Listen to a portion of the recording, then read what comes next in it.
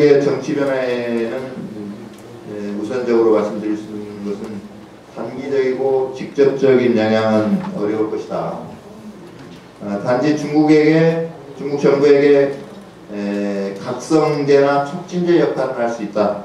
이런 걸로 많은 학자들이 얘기하고 있습니다. 그래서 이럴 수도 있구나 하는 것을 느끼도록 하는 그런 효과는 충분히 있었다.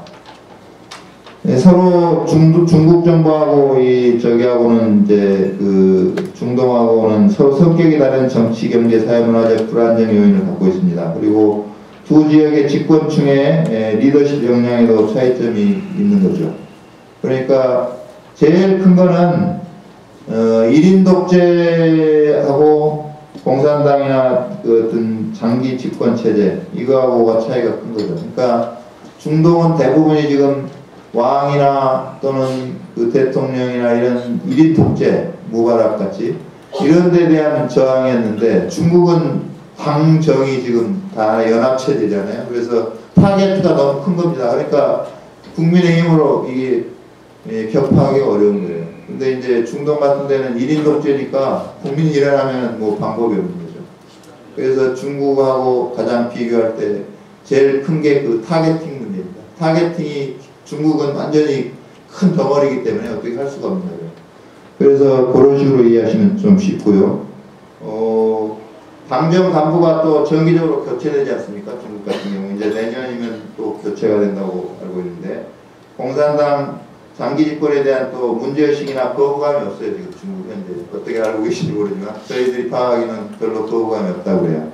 그 다음에 중국 정부는 지속적인 행정개혁을 지금 합니다. 해가지고 통치체제의 합리성과 통치 능력을 개선해오고 있어요. 그런 측면에서 이제 어떤 중국 인민들의 불만이 그렇게 높지 않다. 이런 측면도 있고, 그 다음에 사회경제적으로 빈부격차 같은 그런 심각한 사회 문제가 존재함에도 불구하고 경제성장과 생활 수준의 향상으로 공산당에 대한 지지도는 좀 계속되고 있다. 이렇게 지금 다 얘기를 하고 있습니다. 그러나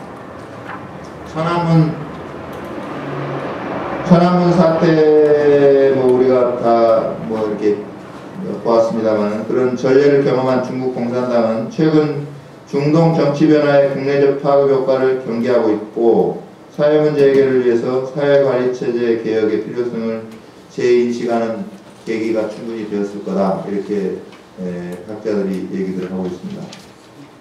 그러면 이제 여기 나왔던 중국의 사회 불안정 요인은 그럼 뭐냐? 그 시적으로 정치체제는 안정적이죠. 그러나 이제 중국의 사회적 긴장도는 어느 정도 심화가 되고 있는 상황인데 왜 그러냐면 미시적 측면에서 볼 때 빈부격차가 지금 점점 심해지고 중국도 그 다음 부정부패도 늘어나고 실업률이 증가하고 인플레이션 등 다수의 그런 불안 요인들이 있습니다. 주민의 불만이 표출되는 집단 소요 사건이 해마다 증가하고 있어요. 현재 한 연 10만 건 정도가 발생한다고 그러죠. 그 다음에 중국 국내 반정부 세력은 크게 천안문 사태 이후에 생성된 반체제 세력이 있고 또 뭐 다 아시겠습니다만 유서보와 같이 그 반체제적인 성격의 그 사람이 있지 않습니까? 그래가지고 이 사람이 뭐 이렇게 개혁을 부르짖고 하는데 이 사람에 대한 정치적 성향은 상당히 온건하다고 합니다.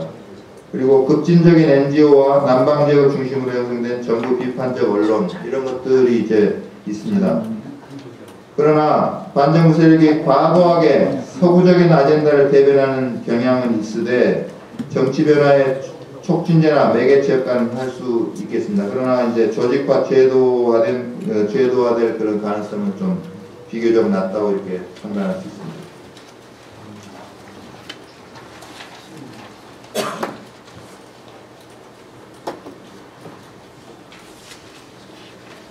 그래서 이제 앞으로 중국의 민주화 전망을 이제 마지막 그 결론으로 이렇게 한번 돌아보겠습니다.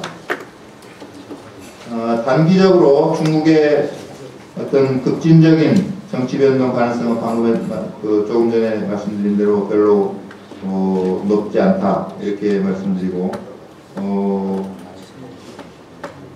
어떤 사람은 일부 중동 아랍 지역의 자스민 혁명이 중국에까지 될 거다. 이렇게 희망적인 관측이죠. 이런 관측을 하는 사람들이 있는데 그거는 관측, 희망적인 관측으로도 이렇게 불과하다. 이렇게 이제 통상적으로 얘기들 많이 하고 있습니다. 그 다음에 중국 지도부 내 파벌 경쟁이 심화되고 분화될 가능성에는 우리가 유의해야 된다.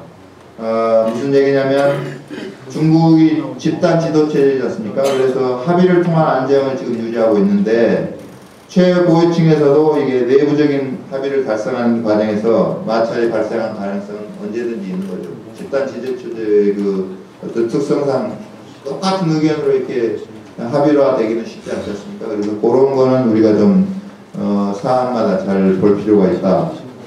그 다음에 이제 향후 중국 국내 정치 변화 동향에 대한 모니터링을 좀 강화해야 되겠다. 한마디로 얘기해서 중동은 배드 거버넌스를 통한 정치 변혁이지만 중국의 경우는 중장기적으로 이제 자기들이 지금처럼 잘 개혁도 해가고 해서 굿 거버넌스가 된다 하더라도 경제 발전이 계속 되다 보면은 자생적으로 이제 발전이 되니까 사람들이 깨니까 우리도 민주화해야 된다 하는 그런 열기가 이제 자생적으로 발생할 가능성이 있다는 거죠. 그 다음에 이제 마지막으로는 중국 정치 변동 발생 시에 대내적 결과에 대한 연구 필요성이 있다. 그래서 앞으로 현재 중국 공산당은 국내 민족주의적 강경론을 지금 억제하고 있습니다. 현재는. 그러나 앞으로는 민주주의 정권이 만약 중국 내에도 들어선다 하면은 그때는 국내 민족주의적 강경론에 대해서는 좀 취약하게 반응할 게 아니냐.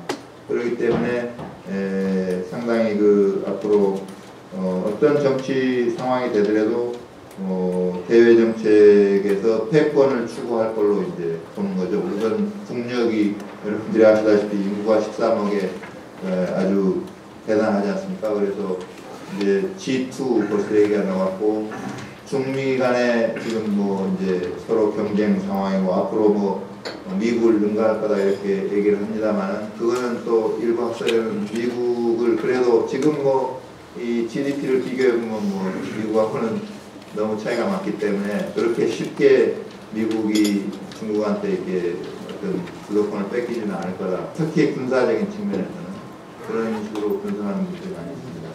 그래서 여러 가지 뭐 그냥 좀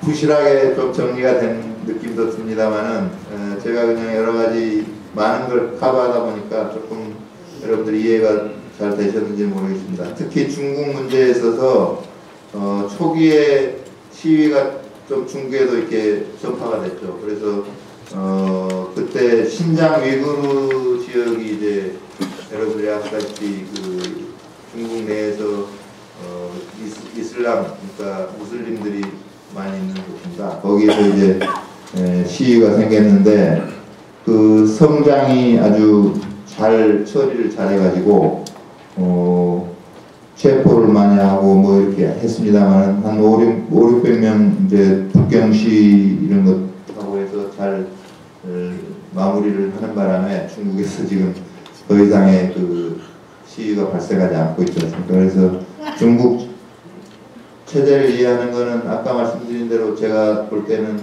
그 타겟팅 문제다. 그러니까 1인 독재가 아니고 거대 당정 그런 체제를 무너뜨려야 되기 때문에 이게 쉽지 않은 그런 상황이다. 이런 거를 제가 다시 한번 말씀드리겠습니다. 그리고 지금 미국 같은 데는 지금 이제 재정 위기가 상당히 세계적인 그 문제지 않습니까? 지금 EU에서도 그리스가 디폴트를 지금 뭐 하지 않을까 이렇게 보고 이태리도 지금 상황이 안 좋고 뭐 여러 가지 세계적으로 경제가 지금 문제가 되는데 미국은 지금 그 파네타 장관을 지금 이제 국방부 장관으로 시켰단 말이에요. 이 사람이 예산 실정했던 사람입니다. 그래서 통상적으로 국방부 장관은 국방력을 강화하고 뭐 이렇게 하는 게 어느 나라든지 국방부 장관의 임무인데 지금 미국 오바마 대통령이 파네타 그 장관을 임명한 이유는 이 국방력을 다운사이징 시키려고 임명했다고 이렇게 얘기하고 있거든요. 그래서 상당히 거꾸로 나가는 국방장관으로서는 좀 곤욕스러운 그런 자리에 가 있는 걸로 저는 알고 있습니다. 그래서 앞으로 이제 미국이 워낙 그 재정 문제가 예산 절감이 필요한 그런 상황이 되다 보니까 어떤 그 다운사이징을 국방력에서 하지 않으면 문제가 있다고 보기 때문에 이제 그렇게 하는 것 같습니다. 그러다 보니까 이제 중국이 더 부상할 수 있는 상대적으로 그런 요인이 분명히 되고 있습니다. 그러나 지역적으로 리저널로는 그런 상황이 될 수는 있겠습니다. 우리 이쪽 한반도라든가 이런 우리 주변을 이용한 그런 상황에서는 조금은 중국이 그 어떤 힘이 강해지는 그런 상황이 될 수는 있겠습니다만 글로벌리로 전 세계적으로는 아무리 군사적인 측면에서 좀 다운사이징을 하더라도 중국한테는 뭐 미국이 더 우세하지 않겠나 이렇게 전망이 된다고 볼 수 있겠습니다. 그래서 중국과 미국, 그 다음에 아까 북한 뭐 처음에 제가 잠깐 말씀드렸습니다. 마지막으로 그거 말씀드리고 끝내겠습니다. 북한에 지금 모바일 폰을 가진 사람이 30만 정도 된다고 그러죠.